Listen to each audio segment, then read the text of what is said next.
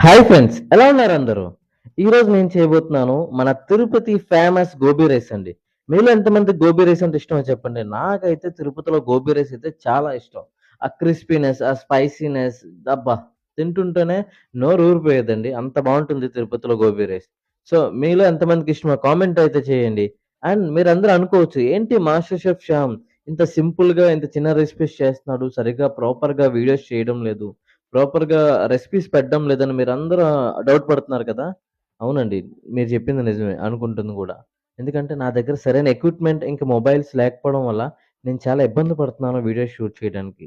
But I am sure definitely నేను తొందరలోనే ఓ మంచి ప్రాపర్ ఫుడ్ వీడియోస్ అండ్ యూట్యూబ్‌లోని లాంగ్ ఫుడ్ లెంత్ వీడియోస్, మంచి షార్ట్స్ గూడా క్వాలిటీగా ఉండేవి నేను చేసి పెడతాను.